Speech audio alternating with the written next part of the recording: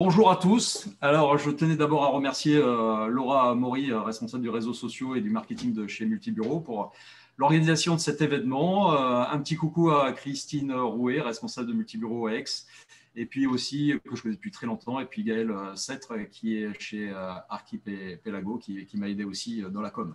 Voilà, depuis quelques années. Donc, je me présente, Jean-Christophe Arru, je suis fondateur et président de la société Investiga France, cabinet de détective d'affaires depuis 91. Donc, nous fêtons nos 30 ans d'existence cette année.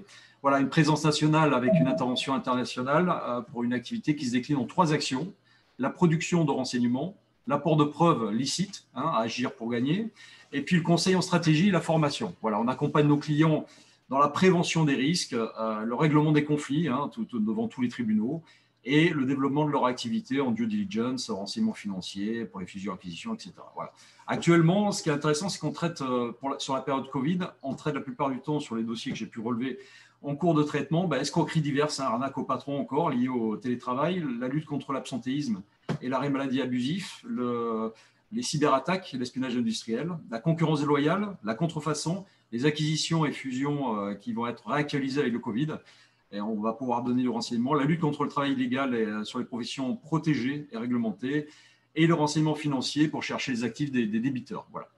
Alors, pourquoi je vais vous faire une petite exposé sur le cyber, c'est que nous avons, dans notre métier, su évoluer et suivi les évolutions sociétales économiques et dont les mondants dans leurs préjudices passés, présents et futurs. Et on a connu, en fait, depuis 90, une crise sociétale. Ensuite, on a connu la crise économique dans les années 2000, et actuellement, on vit une crise sanitaire. Ça, vous l'avez pas loupé. Sauf qu'il est probable que nous traversions demain une autre crise qui elle, va durer, et celle liée à la cybercriminalité. Donc, c'est pour cette raison que j'interviens sur ce sujet d'actualité qui est passionnant, non pas comme un technicien informatique maîtrisant l'outil, ni comme un hacker qui chercherait bien sûr des renseignements stratégiques et confidentiels, non autorisés, mais comme un professionnel de l'investigation qui côtoie depuis un certain temps cette problématique qui est la cybermenace. Voilà, il faut voir cette problématique plus comme non, il faut plus la voir comme une curiosité, mais bel et bien comme une menace réelle. Ça, c'est très très important à intégrer. Voilà. Donc maintenant, si vous voulez, on va juste donner quelques précisions sur le fait que pourquoi on arrive en fait là, surtout sur les PME et les TPE, c'est qu'en fait on a une déficience du chef d'entreprise, on a quelque chose qui fait que le chef d'entreprise a une certaine n'a pas su investir véritablement dans ces outils informatiques, dans la protection et leur défense. On a une inculturation aussi du chef d'entreprise sur ces petites entreprises sur ce sujet-là, qui va faire qu'en fait, on a une déficience totale, et on espère qu'une chose, c'est qu'effectivement, l'attaque ira chez le voisin et non pas chez soi. Donc ça, c'est une problématique majeure dans ce cas de figure. Alors, on a la plupart du temps, on peut se dire que tout a commencé parce qu'il y a une évolution de l'Internet. On a des chiffres assez incroyables qui montrent qu'il y a une évolution d'Internet. Ce qu'il faut savoir, c'est que on est sur un préjudice mondial qui atteint les 600 milliards de dollars, qui équivaut, écoutez bien, équivaut au marché de la drogue, en fait. Donc, on arrive à un stade où on sent que les gros cartels et toutes les personnes qui cherchent de l'argent vont maintenant passer par les cyberattaques. Voilà. Donc, c'est un lourd bilan de la cybercriminalité avec 345 menaces de cyberattaques par minute dans le monde, 345 par minute. Tous les 14 secondes, c'est la fréquence des attaques des rançongiciels dans le monde. On a sur le plan, en 2018, en France, 80% des entreprises ont été victimes d'un incident de la cybercriminalité. Le taux est passé à 90% en 2019. On a 9 entreprises sur 10 qui ont été victimes de cyberattaques, donc 42% des PME. 18% pour la finance, 15% pour le business, 14% pour le commerce et 12% pour l'industrie. La gendarmerie que j'ai rencontrée il n'y a pas si longtemps que ça sur un colloque a signalé entre 2019 et 2020, on a multiplié par 4, 400% d'augmentation de la cyberattaque en France, avec une plainte pour 300 actes de piratage seulement. Donc, vous voyez qu'on est loin aussi dans les chiffres de référencement. Pourquoi? Parce qu'on n'y va pas spécialement, on ne veut pas montrer qu'on a été attaqué aussi. Voilà, donc en 2020, en France, 25% des victimes ont payé une rançon. Vous vous rendez compte? 19 millions de Français touchés par une cyberattaque. Voilà. La France est rentrée, écoutez bien, en 2020 dans le top 10 des pays ayant le plus subi de cyberattaques. Voilà, donc le gouvernement, du coup, a réagi, a annoncé un plan de soutien d'1 milliard d'euros d'ici 2025 pour renforcer la protection des administrations des entreprises. Je vais vous donner quelques exemples de cyberattaques. Alors, très rapidement, parce que vous pouvez le faire de votre côté, mais quelqu'un de connu du cabinet PME de Clermont-Ferrand, qui était dans les pièces d'électroménager, qui a été victime d'une cyberattaque, avec bien sûr un piratage informatique qui a totalement paralysé ses activités d'entreprise. Et en rendant ces fichiers complètement illisibles, le gérant n'a pas voulu céder au chantage, n'a pas payé la rançon, et donc il a perdu tous ses accès et ses outils de travail. Aujourd'hui, il s'est vu contraint de fermer son entreprise. C'était en 2017. Il y a eu récemment, 2020, CMA-CGM. Sa particularité, il y a eu une première attaque qui a eu lieu, puis une seconde, et avec une demande de rançon qui a été émise par les pirates. L'enquête est toujours en cours, mais ça montre bien que ce n'est pas parce qu'on a été attaqué d'une façon violente une première fois qu'on ne l'est pas une deuxième fois. Donc, très important de mettre en place les process qu'on va voir ensemble par la suite. 2021, attaque de l'hôpital de Villefranche, pas de retour à la normale avant 15 jours. Donc là, c'est vraiment un point déjà des informations hyper confidentielles, avec sûrement du rançonnage. Et là, la particularité, c'est de montrer que pendant 15 jours minimum, ça c'est de la com, mais ça va être sûrement pendant 1 mois, voire 2 mois, où des fichiers, une normalité de l'entreprise et de l'hôpital va pouvoir réenclencher ses process journaliers, et donc une perte d'exploitation, peut-être c'est arrivé dans un hôpital il n'y a pas si longtemps que ça, des décès liés à ça, aux machines connectées. Donc pour moi, c'est une pandémie économique du XXe siècle, 21e. On peut faire le parallèle du virus sanitaire avec le virus informatique finalement. Il faudra aussi réaliser des gestes barrières pour se protéger au mieux, comme avec la Covid, et éviter de se retrouver hospitalisé ou plutôt hacké sauvagement. Voilà. Il faut donc agir en amont, essayer de le faire en tous les cas, parce qu'on est pratiquement sûr qu'on va subir une attaque à partir de maintenant. Ou alors, on ne l'a pas su et le verre est déjà dans le fruit. Alors, déjà, pour commencer, la cybercriminalité, c'est quoi? La définition, c'est toutes les infractions pénales susceptibles de se commettre sur ou au moyen d'un système informatique généralement connecté à un réseau. L'OCDE a dit tout comportement illégal ou contraire à l'éthique ou non autorisé qui concerne un traitement automatique des données et ou de transmission de données. Une cyberattaque, c'est quoi? C'est une action illicite qui vise l'intégralité d'un système informatique d'une société avec des répercussions bien souvent très graves sur l'activité, l'organisation, l'image de l'entreprise piratée. Vous voyez, c'est bien cadré, c'est bien amené. On verra au niveau juridique pourquoi ça l'est si bien. Qu'est-ce qu'un hacker? Là, je voulais perdre un peu de temps là-dessus, vraiment, parce qu'on entend tout et n'importe quoi, que ce soit dans les films ou dans la presse en général. Je peux vous dire, j'en ai côtoyé certains, et surtout, j'ai côtoyé un des deux hackers. Il faut savoir qu'il y a un hacker, c'est quoi? Le terme hacker est souvent utilisé pour désigner un pirate informatique. Ce qu'il faut savoir, c'est qu'il a commencé dans les années 50. Il était désigné, c'était des programmateurs émérites. Dans les années 70, ils étaient décrits comme des révolutionnaires de l'informatique. C'est eux d'ailleurs qui ont monté les plus grandes boîtes informatiques. Au cours des années 80, ça a été ceux qui ont piraté vous savez, les jeux vidéo en désamorçant effectivement les protections et en revendant les petites copies. C'était l'amateurisme, mais c'était dans les années 80, c'était assez amusant. Aujourd'hui, ce mot est utilisé pour désigner les personnes s'introduisant dans les systèmes informatiques. C'est très important parce que après, on va avoir deux personnages qui vont arriver sur les hackers. Donc, les deux vont effectivement s'introduire dans le système informatique. Il y en a un premier, c'est le White Hat Hackers, les corsaires. Ça s'appelait les corsaires. C'est en fait la force blanche. C'est les chapeaux blancs en référence aux héros de western. Ce sont les hackers éthiques, au sens noble du terme, dans le but d'aider et d'améliorer les systèmes et technologies informatiques. Ils sont à l'origine des principaux protocoles et outils informatiques. C'est eux qui vont réaliser les audits de sûreté informatique afin de préparer la cyberdéfense.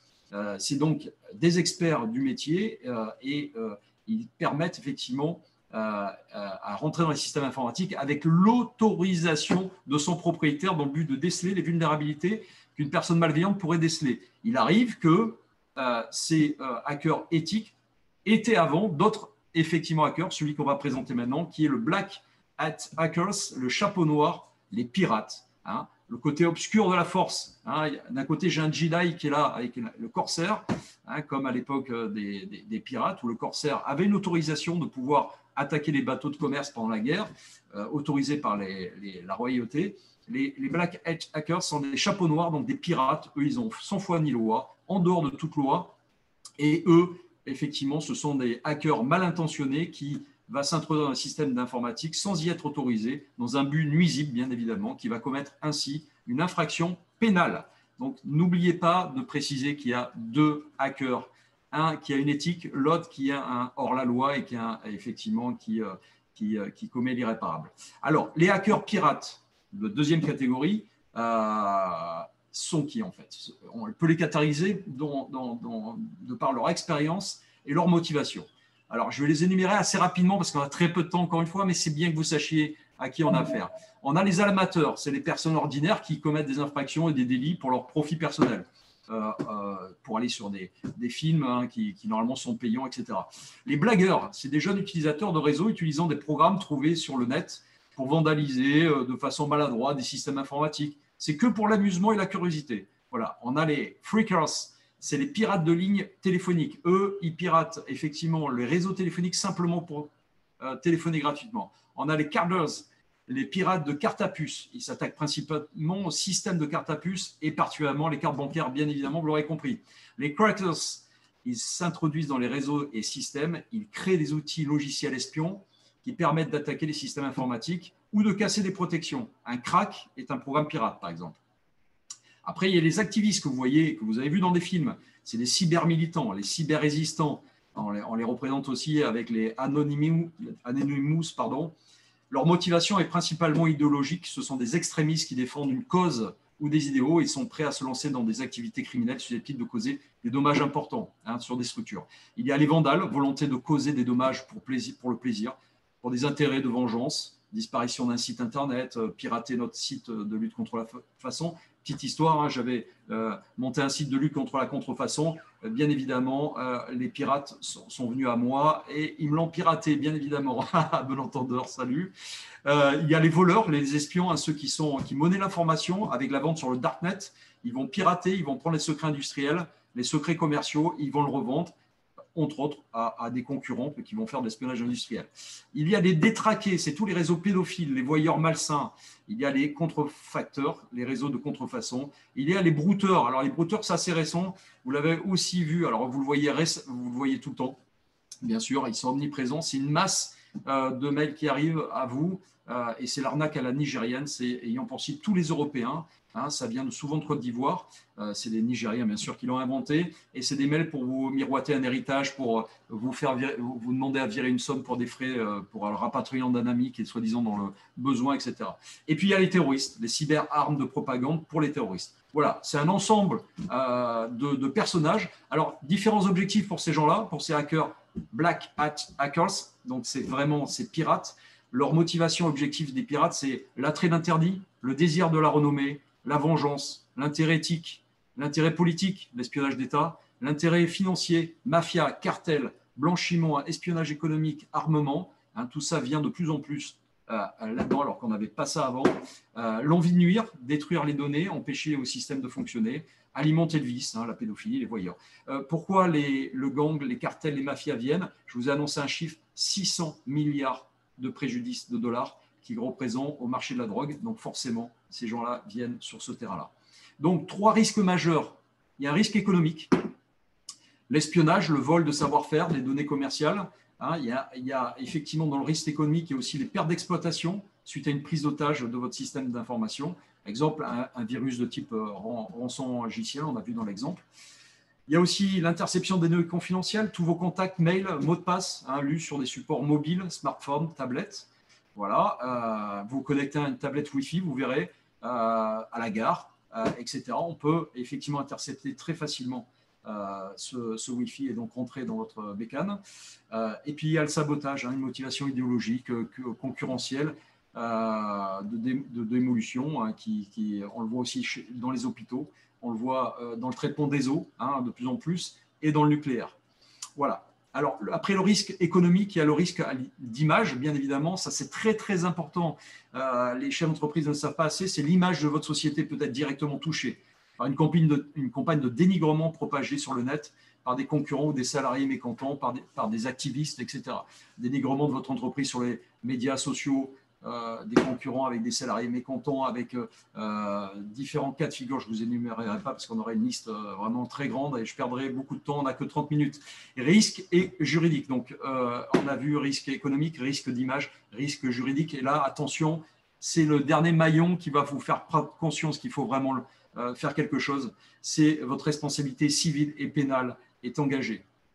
Très important, si vous n'avez pas protégé juridiquement vos données, si vous n'avez pas fait le nécessaire, mis en œuvre un moyen, je dirais, de protéger, entre autres, le fameux RGPD, rappelez-vous, ça fait 1 an et demi, voire 2 ans qu'il faut le mettre en œuvre, et que vous n'avez pas inscrit une charte spécifique pour protéger vos données, en cas de piratage et que des informations confidentielles partent sur la toile, sur le net, et que vos clients porte plainte contre vous, eh bien, effectivement, vous pouvez avoir de graves problèmes. Voilà. Alors, quelles sont maintenant les techniques d'attaque? Alors, les techniques d'attaque, je vais vous les énumérer forcément. Il faut que vous ayez un 360 obligatoire.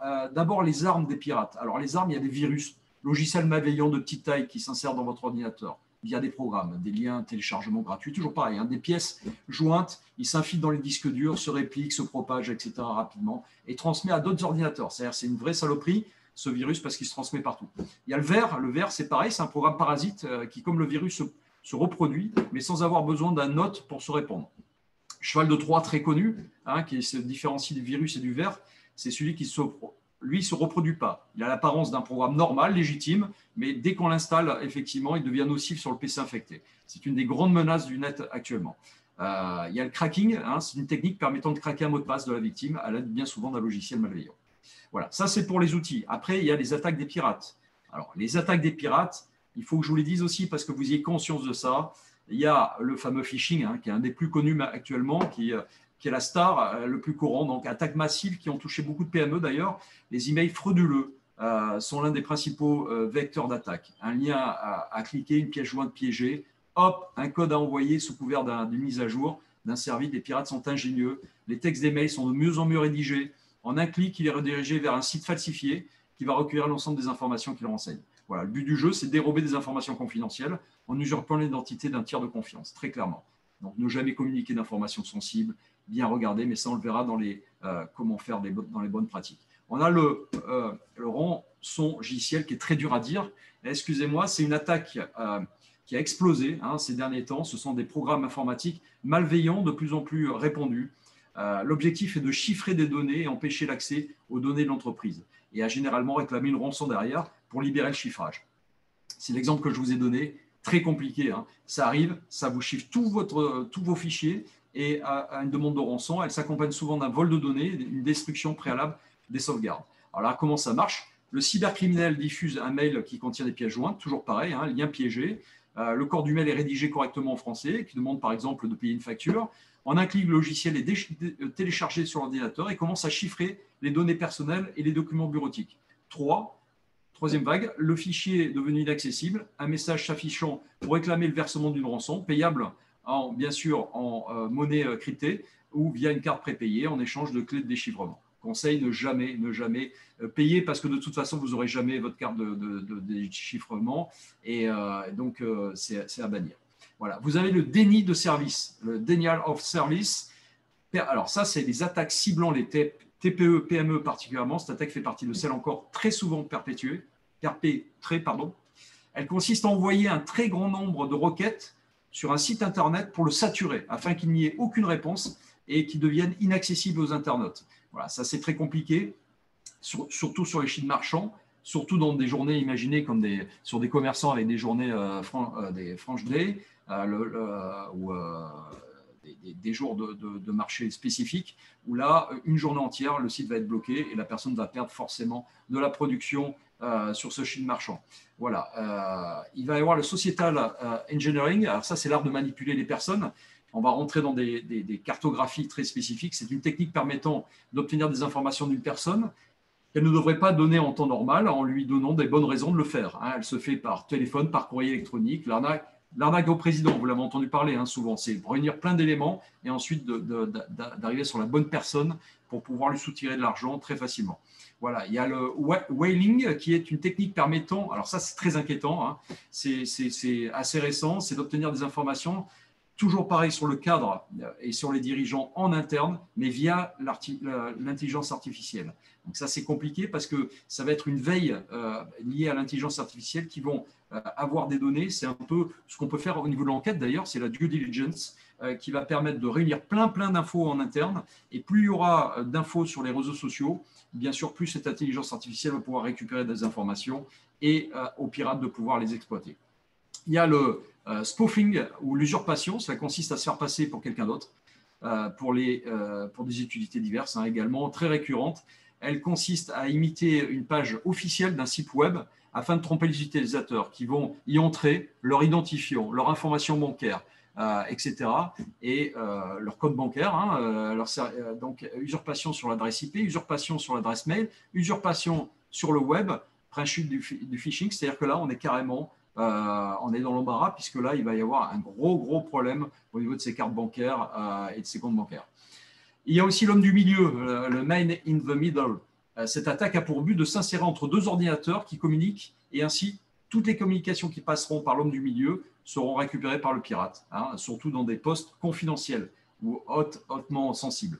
On a le détournement aussi, c'est le mot de passe de session qui est robuste à un moment donné. Il y a un mot de passe qui est robuste, on va le voir plus tard. Et puis, donc, on va pas, le pirate, il est trop robuste pour lui. Il va ensuite se connecter à la session, prendre sa place. Et le pirate, lui, ce qu'il va faire, c'est contourner le processus d'authentification. C'est le principe de détournement de session.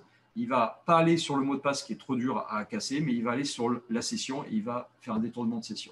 Il y a aussi le débordement de tampons. Alors ça, c'est très particulier. C'est une attaque qui est utilisée par des pirates qui vont voir une faille dans le logiciel en question, mais dans sa fabrication, et il va voir qu'effectivement, le tampon consiste à avoir des données sur des chiffrages très limités, et le pirate va faire en sorte de mettre plus de chiffrage, ce qui va faire que le code, l'exécution ne va pas pouvoir se faire. Par contre, il va y avoir un code arbitraire qui va se mettre en place, et bien sûr, le pirate pourra le récupérer et rentrer dans la machine. Il y a les ROC. Alors, les ROC, c'est quoi? C'est le faux logiciel de sécurité. Celui-là est extraordinaire, j'aime bien, parce qu'il va faire croire que c'est un logiciel de sécurité d'un antivirus. Il envoie sur l'écran l'ordinateur victime un message d'alerte qui laisse supposer une infection très importante et propose une désinfection, une fausse désinfection moyennant finance. Voilà. Et enfin ça j'aime bien aussi, c'est le réseau des zombies, c'est les botnets. C'est un réseau de PC zombies. Alors ça, c'est extraordinaire, ça part dans le monde entier. C'est comme les abeilles à un moment donné, ça va se poser quelque part. C'est ce qu'on appelle la puissance cumulée. C'est-à-dire qu'en fait, ils vont utiliser pour l'entreprise dans un poste de travail infecté et ils vont se poser sur différents postes de PC pour utiliser à d'autres fins, d'ailleurs, la force, l'électricité, l'énergie de ces postes. Mais ce n'est pas pour autant qu'à un moment donné, ils vont se retourner, ils vont dire on ne va pas que l'utiliser, on va quand même le pirater, on est dedans, tant qu'à faire, on va l'utiliser. On va le pirater. Donc, c'est très, très important. C'est souvent, on a très peu d'informations là-dessus. On ne sait pas qu'effectivement, depuis 6 mois, quelqu'un est en train d'utiliser notre PC. Le PC est un peu plus lent que d'habitude. Voilà comment on y voit. Alors, finalement, c'est quoi? C'est des dégâts occasionnés. Alors, ça, c'est des dégâts occasionnés. Ils sont occasionnés par, finalement, une baisse d'activité en raison du blocage en totalité ou en partie du système d'information, moyen de paiement par exemple de la FNAC, le jour où ça a été bloqué. Après une attaque cyber, la moyenne de temps de retour à la vie normale est en moyenne de 6 à 10 mois, vous vous rendez compte, avec une grande fragilisation de l'entreprise et de ses dirigeants. Il y a une baisse donc, du chiffre d'affaires qui en découle, des fichiers cryptés donc inutilisables avec des données définitivement perdues, même après paiement de rançon, frais importants liés à la réparation du service informatique endommagé, perte d'énergie et de temps de la direction et des cadres, atteinte à la réputation de l'entreprise causée par l'extorsion des données confidentielles propres à ses clients. Dans le pire des cas, sa propagation sur le net avec des complications juridiques, bien sûr en responsabilité. Voilà les dégâts. J'espère que ça n'a pas été trop vite. En tous les cas, voilà, c'est la grande présentation de ces hackers. Vous vous souvenez bien, c'est la force du mal. Hein. Voilà. Maintenant, on va, si vous le permettez, aller sur les bonnes pratiques parce que c'est ça que vous recherchez aussi, forcément. Alors, les bonnes pratiques, on appelle ça aussi une charte d'utilisation qu'on pourrait intégrer au sein même d'une entreprise. À partir du moment où on peut le faire pour soi-même si on est une entreprise individuelle. On peut le faire aussi si on est 4, 5, 10, une petite PME. On peut créer une charte d'utilisation. On va prendre quelqu'un de l'entreprise qui sera désigné comme étant un sachant cyber, par exemple. Hein. Donc, ça, on appelle ça aussi une mesure d'hygiène informatique, hein, sachez-le. Bonne pratique, charte d'utilisation, mesure d'hygiène informatique. Eh bien là, ça commence par le mot de passe. Hein. Choisir son mot de passe et le changer régulièrement. Actuellement, hein, parce que c'est chaque année qui passe est différente, actuellement, on est sur une protection à 12-14 caractères minimum avec des caractères spéciaux, avec des lettres minuscules, des lettres majuscules et des chiffres, avec son lien avec la personne qui va mettre son mot de passe, avec particulièrement des phrases. Ce qui serait bien, c'est des phrases, d'y mettre des phrases qui n'aient pas de rapport, bien sûr, avec effectivement le fichier qu'on va chiffrer. Jean-Christophe, oui. Excusez-moi, je ne sais pas si vous avez une présentation ou pas en fond pour les bonnes pratiques. Alors, non, mais Non. non, pas maintenant, pas du tout. Ok. C'est ce qu'on invitera et on enverra aux personnes. À la fin de. Ok, ce qu'on a évoqué tout à l'heure. Ça marche. Voilà. Merci. Donc, en fait, donc le mot de passe, vous savez qu'il y a je vous mettrai aussi comment dire, pour changer le mot, il faut changer le mot de passe régulièrement, tous les 3 mois. Il est dit tous les 3 mois d'en pouvoir en changer et de supprimer aussi les mails qui vous ont redonné les nouveaux mots de passe. Hein, bien évidemment. Utilisez un générateur de mots de passe si vous n'avez pas d'imagination, parce qu'il en faudra beaucoup. Pour chaque session, hein, il faudra des mots de passe. Donc, vous avez des utilisateurs, je vous mettrai le nom de générateur de mots de passe. Il faudra, alors, comment faire pour tout ingérer? Vous ne pourrez pas l'ingérer, mais il y a aussi, il ne faut pas l'oublier, un gestionnaire de mots de passe. Je vous mettrai aussi les gestionnaires de mots de passe. Et puis aussi les testeurs de mots de passe pour voir s'ils sont fiables ou pas. Donc, ça aussi, je vous le mettrai pour tester. En tous les cas, ne jamais confier ces identifiants à vos stations de travail, à vos collègues. Il faudra le garder pour soi et le mot de passe est très, très important. Donc voilà. Ensuite, mettre en place des sauvegardes régulières. On ne le fait jamais assez. Faites de l'introspection, vous verrez, vous direz non, non, oui, je dois le faire, je ne le fais jamais. Alors, soit ça se fait automatiquement, on met en place quelque chose, c'est plus facile dans les grosses boîtes. Forcément, TPE, PME, c'est plus compliqué. Il faut savoir que les sauvegardes doivent se faire aussi sur doivent sortir de nos PC et qu'il n'y ait plus de lien avec effectivement hors ligne, en fait, ce qu'on appelle le lien hors ligne. Donc les sauvegardes doivent se faire régulièrement, pratiquement au quotidien, et doivent être hors ligne, déconnectés de vos ordinateurs. Alors soit ça se fait par disque dur, soit dans le cloud, effectivement bien choisi, un cloud français, ça serait bien, même si certaines fois il y a des incendies et on se rend compte qu'ils sont peu protégés. En tous les cas, c'est la meilleure façon d'avoir des sauvegardes. Ensuite, il y a une vigilance sur les paiements sur Internet. Hein. Alors, petite astuce, vérifiez à chaque fois les transactions, vérifiez l'URL en ligne. Quand vous payez quelque chose sur Internet, vérifiez qu'il y ait bien un UTTPS et pas un U HTTPS et pas un HTTP. Voilà, ça vous garantit le S. Va vous garantir la sécurité et la confidentialité de vos coordonnées bancaires. Voilà, par exemple. Téléchargez vos programmes et vos logiciels directement sur le site éditeur et pas par des rebonds de sites qui vous les font charger, bien évidemment, parce que ça regorge effectivement de logiciels espions, etc. Mettre à jour, alors ça on vous le dit tous les 5 minutes, vous le lisez, mais c'est compliqué. Mettre à jour les systèmes d'exploitation, vos logiciels, vos applications. Tout simplement, la faille sont normalement corrigés par la mise à jour de ces systèmes, les antivirus, etc. Donc, n'ayez pas la flemme de le faire. Faites-le, prenez du temps parce que c'est vraiment essentiel dans la lutte contre ces pirates. Soyez vigilants sur les courriels. Vous avez vu que la plupart de ces chevals de Troie viennent parce qu'on les a activés. 80% d'ailleurs de ces attaques viennent parce que l'homme l'a intégré. L'homme a intégré le virus. Donc, sachez que soyez vigilants avec les courriels, les pièces jointes. Donc, lors de réception des courriers, prendre des précautions suivantes. Tendance à cliquer trop rapidement, c'est le problème qu'on a. Prenez votre temps, observez, analysez le document. Vérifiez la cohérence entre l'expéditeur présumé et le contenu du message. Vérifiez son identité. Ne pas ouvrir les pièces jointes provenant d'un destinataire inconnu. Si des liens figurent dans un courriel, passez la souris au-dessus avant de cliquer. L'adresse complète du site s'affichera dans la barre d'état du navigateur. Et situé en bas à gauche de la fenêtre, vous verrez s'il y a des anomalies ou pas. Ne jamais répondre par courriel à une demande d'information personnelle ou confidentielle. Ou alors, vous aussi, si vous avez un doute, prévenez. Vous appelez la personne en question et vous dites « Est-ce que tu m'as envoyé un mail ?» C'est ce que je fais la plupart du temps. Sécuriser les connexions depuis les appareils mobiles. Mettre en place ce qu'on appelle des VPN, connexions VPN, entre les réseaux de votre entreprise et les collaborateurs distants. On va le voir aussi par rapport au Wi-Fi, c'est essentiel. J'expliquerai vite fait ce que c'est un VPN. Protégez vos informations personnelles et votre identité numérique. Attention à la diffusion de vos données personnelles, notamment sur les réseaux sociaux, qui pourraient nuire à votre image et à celle de votre entreprise. Sécurisez vos réseaux Wi-Fi et son point d'accès. Alors, effectivement, le VPN, c'est-à-dire vous avez tendance effectivement à aller sur les points d'accès, gare, aéroport, McDo, et là, vous avez effectivement un Wi-Fi gratuit. C'est à bannir complètement.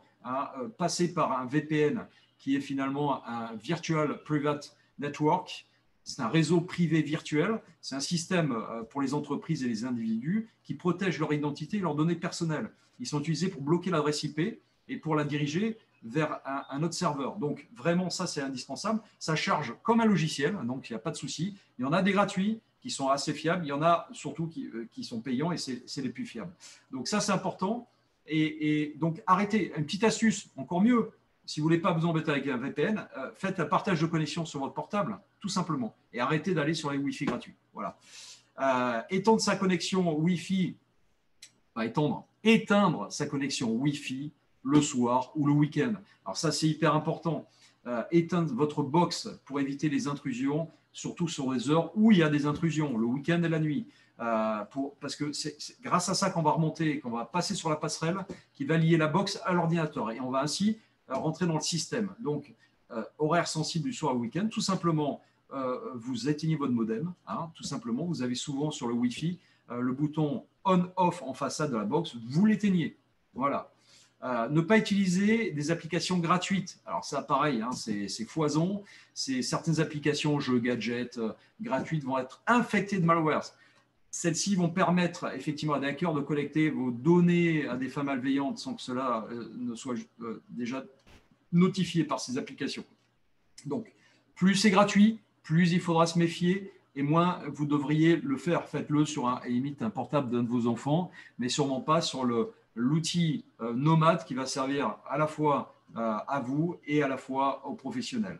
Voilà, mettre un cache sur la webcam. Alors ça, c'est le truc le plus connu qu'on sait maintenant. Pourquoi ? Tout simplement parce que effectivement, alors comment on arrive à nous voir ? C'est simplement que les hackers piratent la caméra, qui est un des trucs les plus simples au niveau de l'IP à pirater.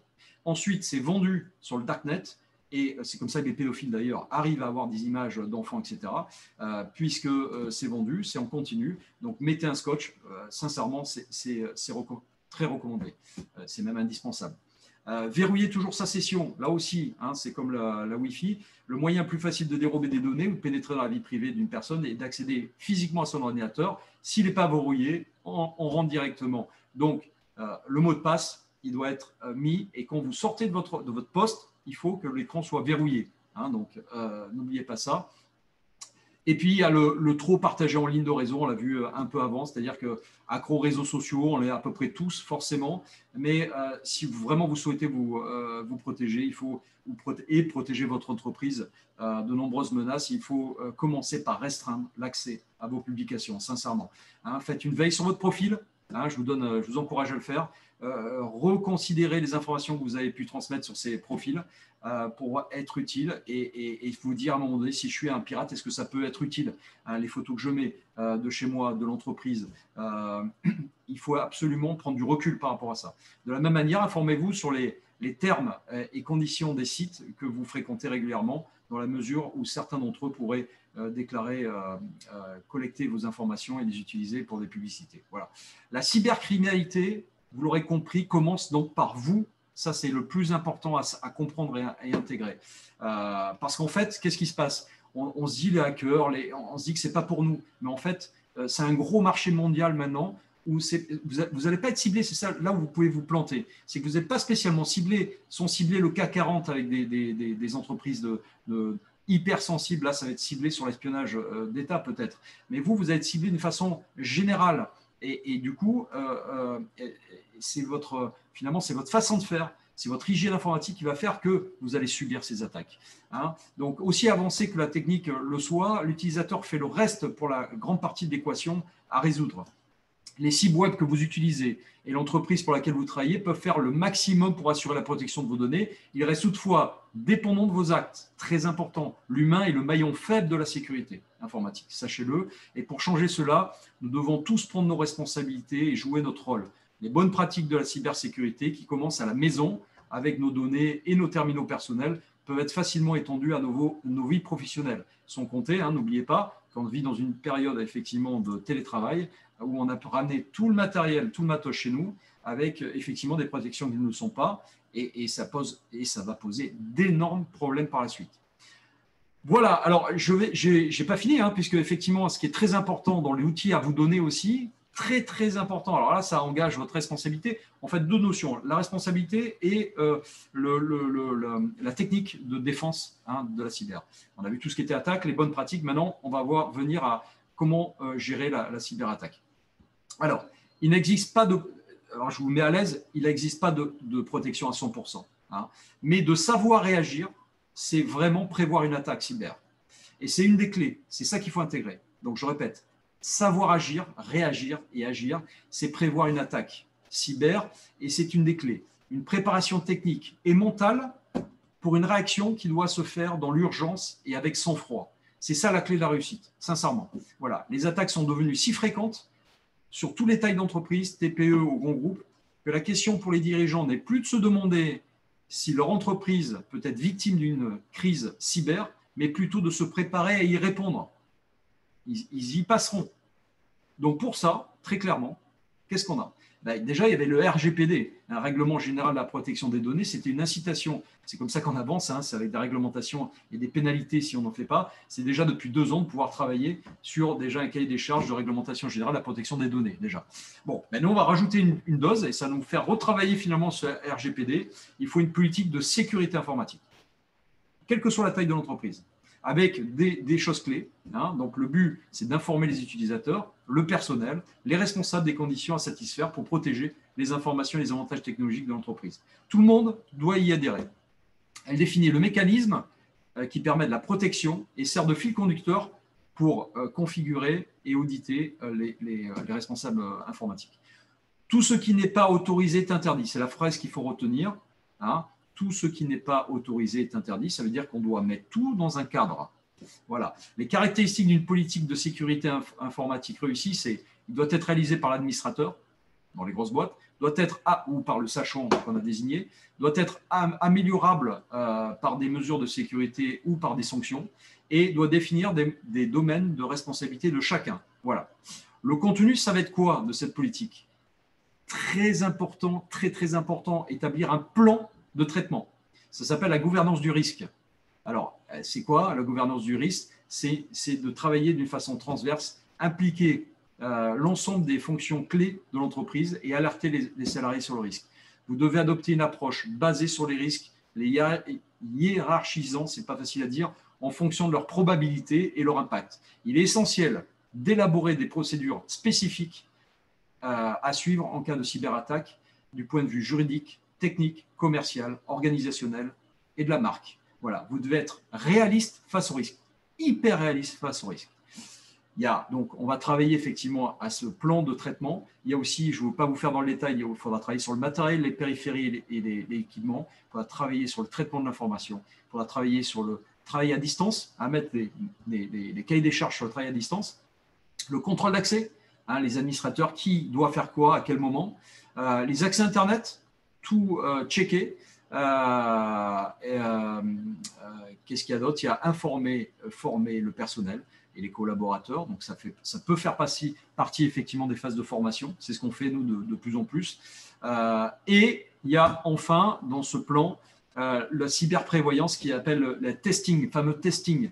Ça, c'est hyper recommandé, hyper important. C'est de s'assurer que les procédures sont suffisantes et pour agir face à une cyberattaque, du point de vue technique, commercial, organisationnel, tout ce qu'on a vu. C'est tester régulièrement les capacités des systèmes à détecter les intrusions et à résister aux attaques. Voilà, donc on peut passer par des personnes extérieures dont c'est le métier, qui vont faire un genre d'audit, des fameux hackers blancs, au chapeau blanc, rappelez-vous des cow-boys, éthiques, des hackers éthiques qui vont eux rentrer dans le système informatique sous votre autorisation et qui vont cibler les manques et vous donner d'autres conseils pour consolider votre sécurité.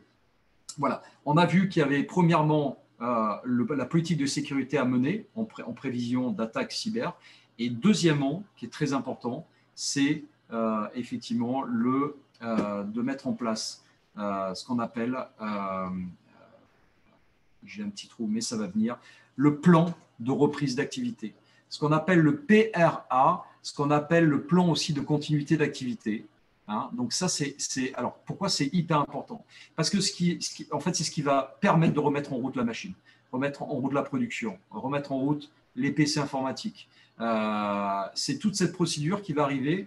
Bien sûr, une fois que vous avez récupéré votre sauvegarde, tous vos sauvegardes, imaginons que tout soit bloqué, vous avez été piraté, on vous demande une rançon, vous dites fuck, et vous dites je ne le ferai pas. De toute manière, j'avais un plan de sauvegarde, j'avais tout sauvegardé, donc ce que je vais faire maintenant, je vais effectivement faire ce plan de reprise d'activité, PRA, ou ce plan de continuité d'activité, PCA. Donc, en cas d'attaque, pourquoi une PRA? Le plan de reprise d'activité, c'est une démarche mise en place pour une entreprise en cas de crise importante. Il permet de conserver les ressources informatiques nécessaires au bon fonctionnement d'une entreprise lors d'un sinistre, incendie, vol, cyberattaque. Il s'agit en fait de redémarrer d'une façon ordonnée votre système informatique en cas de défaillance. Il interagit lors des incidents et permet de faire une reprise directe ou progressive de l'activité au sein de votre entreprise. Ce qui va vous permettre de ne plus rentrer en redressement judiciaire et de plus sombrer, de plus fermer l'entreprise. Voilà. Comment mettre en place une PRA? Une démarche PRA comporte généralement les étapes suivantes: définition des enjeux, des exigences, des besoins en matière de disponibilité, classification des informations des actifs de l'entreprise, analyse des risques du système d'information, définition du PRA. Voilà. Comment activer le PRA? Identifier les risques, évaluer vos ressources et activités critiques, définissez votre stratégie de reprise d'activité, documentez par écrit et mettez en place les tests. Voilà. Que doit-on faire en cas d'attaque cyber? Ça arrive, clac, j'enclenche, j'ai un message qui s'affiche, je suis piraté. Écoutez, que faire en cas d'attaque? Surtout, très important, ça c'est l'enquêteur qui parle, c'est déconnecter votre PC du réseau. Voilà. Vous pouvez voir, ne pas mettre le feu à votre ordinateur, ça ne sert à rien. Il faut déconnecter du réseau. Identifier le plus possible quel est le PC qui a été piraté. Ensuite, ne jamais tenter justement de traiter l'infection d'une machine sans tenter de savoir s'il y a eu d'autres propagations. C'est le plus important. C'est-à-dire qu'à partir du moment où vous dites j'isole ce PC, vous êtes certain qu'il n'y en a pas d'autres. Donc, c'est d'abord un travail de recherche, effectivement, de propagation en fonction de votre système qui a été mis en place, votre système informatique. Activez immédiatement la cellule de crise qui est prévue au préalable, ce que je vous ai cité, dans la politique de sécurité. De suite, vous la mettez en œuvre avec les slash en cyber, etc. Alertez votre service informatique en urgence. Ne pas répondre et ne pas payer de rançon, ça je vous l'ai dit. Préserver les traces. Alors ça aussi, l'enquêteur, préserver les traces liées à l'activité de compte. Ne pas mettre l'ordinateur à la casse, ne pas le brûler. Ça s'appelle une scène de crime. Très important si on veut remonter. Déclaration à l'organisme référent. Alors, RGPD, si en plus il y a des données sensibles avec des clients, vous savez que vous avez un temps défini avant de pouvoir le déclarer à l'RGPD. Dépôt de plainte, information auprès de vos clients en fonction de la situation et pourquoi pas effectivement de l'enquête privée, un cabinet d'enquête privée qui pourrait effectivement aider les services officiels qui pourraient ne pas traiter en urgence votre cas de figure. Donc, ça c'est très important. En cas de problématique. Donc, qui prévenir? Écoutez, au niveau de la justice, c'est très simple. On est vraiment bien l'outil maintenant. Rappelez-vous, on est dans le top 10 maintenant des pays les plus attaqués. Donc, forcément, il y a eu la police nationale avec l'Office central de la lutte contre la criminalité liée aux technologies de l'information et de la communication. l'OCLCTI. Tout ça, je vous le mettrai de toute manière dans l'écran, ce n'est pas la peine de perdre du temps là-dessus. Il y a la gendarmerie nationale qui est très présente aussi. Il y a les signalements avec des sites internet que je vous mettrai. Il n'y a aucun souci là-dessus. Alors, l'aspect juridique qu'il faut intégrer juste, je regarde l'heure, 11h46. L'aspect juridique qu'il faut juste intégrer, on a dépassé, hein, c'est ça, on a beaucoup dépassé. Voilà. Alors, ce qu'il faut comprendre juste, 2 mots, l'aspect juridique, c'est qu'on a plein d'atteintes. Atteintes aux personnes et atteintes aux biens. Le problème, c'est que c'est un peu dispersé. Il y a plein d'articles de loi au niveau du code pénal, code de la propriété industrielle et au code monétaire et financier. Voilà. Juste un dernier mot pour dire que l'assurance cyber est importante, de plus en plus importante pour tous les dégâts collatéraux. Et surtout, ça vous permettrait de remplir un cahier des charges qui vous préparera à une attaque, puisque l'assurance vous demandera effectivement tous ces travaux qui auront été faits pour préparer ça. Voilà, en conclusion, tout simplement, avec la généralisation du télétravail, vous l'aurez compris, l'utilisation de plus en plus importante d'Internet et des outils informatiques, le risque cyber va continuer à s'intensifier. L'enjeu actuel pour les entreprises est d'éviter un effet boule de neige, c'est-à-dire où les répercussions d'une super attaque viendraient s'ajouter à un état de faiblesse économique avec des conséquences désastreuses. Donc, il est crucial de sécuriser efficacement les systèmes d'information, mais aussi de se préparer efficacement à l'éventualité d'une cyber-incidence pour en juguler rapidement les conséquences.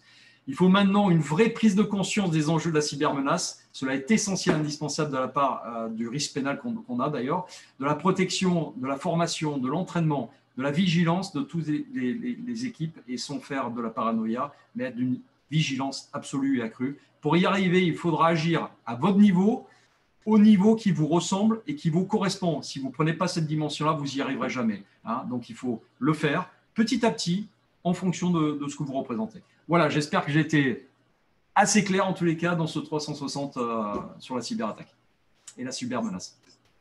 Merci beaucoup, Jean-Christophe, pour tous ces détails.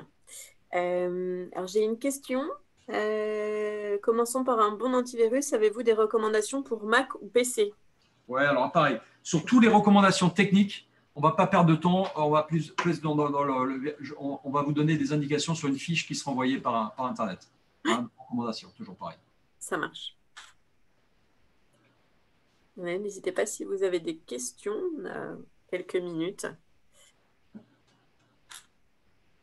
Merci en tout cas, hein, Jean-Christophe. Ouais, alors, avant les questions, donc on revient sur le truc, on sera attaqué. Hein, on fera forcément attaquer, ça c'est une évidence. Ça sera du récurrent, ça sera là pour longtemps. Hein, donc il faut s'y faire une idée, il faut s'y préparer, ça c'est une évidence. Hein, c'est le cambriolage qu'on va avoir dans sa maison, dans un quartier sensible, difficile. On est 10 maisons, il y en a 9 qui ont été cambriolées. On va l'être, c'est une évidence. Voilà, c'est cet état d'esprit-là.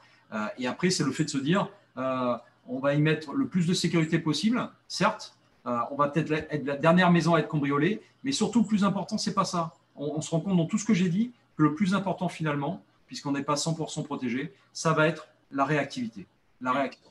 Est-ce qu'on s'y est préparé techniquement? Est-ce qu'on s'y est préparé mentalement? Voilà, c'est ça qui est important. Voilà. Et à son petit niveau, si on est seul dans l'entreprise, comme on va être à 3 ou à 5, dès qu'on va être un peu nombreux, on va commencer à responsabiliser les gens, on va leur donner des responsabilités et on va les former à ça aussi. Oui, tout à fait. La conférence est bien enregistrée. On vous l'enverra par mail. On vous dit bravo pour cette conférence. Hop. Alors, on peut dire juste en prononçant les questions, mais c'est vrai que à quoi on peut servir, nous, le cabinet d'enquête, hein, on peut effectivement travailler en commun et donner ensuite tous nos rapports au niveau des services officiels pour que ça aille plus vite. Mais on peut identifier des profils, on peut effectuer des filatures virtuelles, on peut faire des veilles stratégiques, on peut identifier des cyberdélinquants, on peut lutter contre l'espionnage industriel, détecter des logiciels espions, réaliser des audits cyber pour détecter toute ouverture de port sans habilitation, remonter des filières de contrefaçon, surveiller des ordinateurs suspects pour des cas où ça serait des espions en interne, recherche d'actifs financiers sur les auteurs présumés, localisation de sites crypto-monnaies, etc., etc. Voilà tout ce qu'on peut faire dans l'enquête. Très bien. Merci beaucoup. Je lis les questions. Où sauvegarder ces données en sécurité? Alors, il y a des, non, non, il y a grand débat, il y a des grands débats, mais le plus important, sincèrement, c'est de pouvoir, on appelle ça la règle de 3. Sur les sauvegardes, on est sur 3 mesures de sécurité, bien sûr, au niveau de l'importance de l'entreprise. Hein, c'est-à-dire qu'on est sur 3 mesures d'enregistrement sur des sites différents. Hein, c'est-à-dire, voilà, très clairement, on ne peut pas se permettre d'avoir un site, vous avez vu celui qui a brûlé, OVH, qui a brûlé en France, il faut le tripler pour qu'on soit serein. Pour les petites entreprises, ça peut être un disque externe multiplié par 2 plus le cloud. Voilà. Et pour les grandes entreprises, avec plein d'outils qui vont se faire dérouler, etc. Voilà.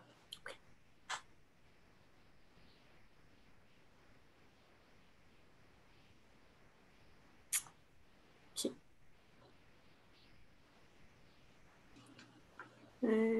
On avait une remarque aussi, on n'a pas parlé des emails stoïques par les programmes type Outlook stockés.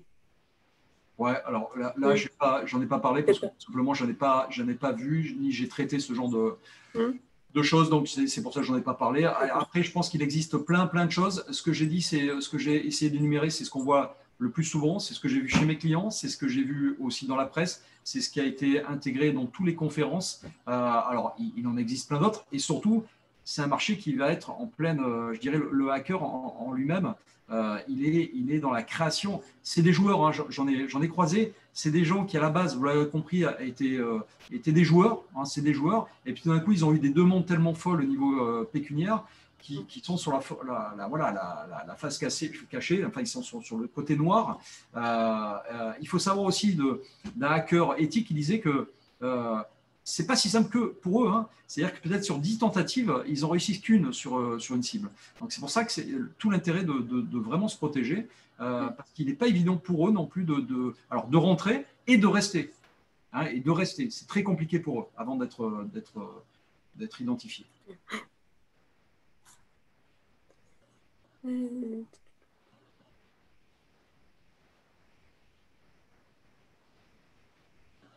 Le problème qu'on a, c'est aussi le fait que, mis à part, si vous voulez, l'espionnage pur et dur ou la vengeance, peut-être d'un salarié, etc., mais l'identification d'un pirate va être très compliquée, puisque d'une part, ce sont des gens qui, la plupart du temps, sont sur d'autres étendues, hein, d'autres territoires, enfin, en dehors de l'Europe, en tous les cas, avec des bécanes qui vont tourner, où il va avoir ça va être très compliqué. Ce qu'il faut savoir, c'est que le hacker, finalement, n'est pas celui qui va commander la chose. Ça va être un outil, le hacker. C'est qu'un outil, c'est un genre de mercenaire du renseignement qui va mettre à disposition, soit sur une commande très précise, soit qui va mettre sur le darknet des informations qu'il va revendre tout simplement. Il faut bien se mettre ça dans l'idée. Il y avait une autre question par rapport au HTTPS. Est-ce qu'il ne peut pas être fake et en quoi est-il sécurisé pour sûr?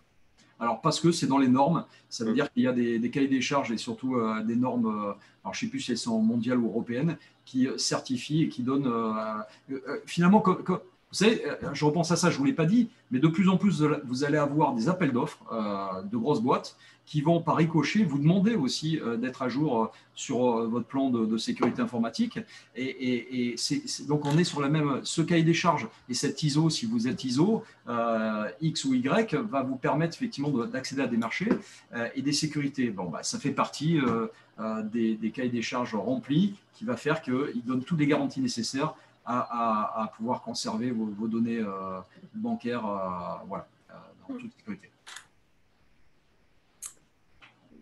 Il y avait une dernière question, mais je crois qu'elle est en 2 parties. J'ai été victime d'OVH, j'ai tout perdu, même les sauvegardes qui étaient hébergées au même endroit. Quel est mon recours? Le problème, c'est que là c'est un recours. Alors, je dirais sur la technique, je dirais que malheureusement, je pense qu'il n'y en a aucun. Hein, c'est une perte sèche, forcément. D'où l'intérêt d'avoir 3 sauvegardes. 2 si on est petit, 3 si on est gros. C'est évident. Et on voit que même un géant, alors ça tombe sur un Français forcément. Vous savez, alors je ne veux pas faire de la paranoïa non plus, ni d'être complotiste, mais l'enquêteur se dit que quand ça a cramé, j'ai pas pu croire qu'un incendie a pu se propager aussi facilement et en causant autant de dommages sur quelque chose d'aussi sensible. Voilà, donc on est dans une... Alors, je serais plus disposé à me dire, il vaut mieux même aller chez les Américains, faire du cloud et au moins faire 3 fois les sauvegardes. Vous voyez, pas avoir la parano de l'Américain qui va me pomper des données. Je serais plus dans une sécurité absolue que d'aller choisir un Français, un Allemand et un Américain pour sauvegarder mes données, mais en tous les cas, le faire 3 fois. C'est essentiel. Pareil, demain, votre bureau, vous êtes un sauvegarde sur un disque dur. Tous les jours, vous faites votre sauvegarde, vous l'avez rendue automatique. Demain, on cambriole votre bureau, on prend votre PC, on prend votre disque dur, vous êtes mort. Voilà. Je pense qu'on a fait le tour des questions. En tout cas, si jamais, de toute façon, Jean-Christophe, vous êtes disponible pour répondre à ces questions s'il y en aura plus tard. De toute façon, on enverra du coup le replay et du coup votre présentation aussi que vous avez préparée avec toutes les bonnes pratiques. Écoutez, je pense qu'on va arrêter là. En tout cas, merci beaucoup pour cette intervention. On était ravis en tout cas de vous avoir ce matin. C'est un plaisir. C'était rapide, chaud, intense. Oui. Sujet particulier. Voilà, l'idée, c'est d'avoir une notion à peu près de ce qui se fait, de qui fait quoi, qui est qui. Voilà, on s'y perd vraiment dans ce domaine de la cyber. Voilà. Ça marche. Merci beaucoup. À bientôt. Au revoir. Au revoir. Au revoir à tous.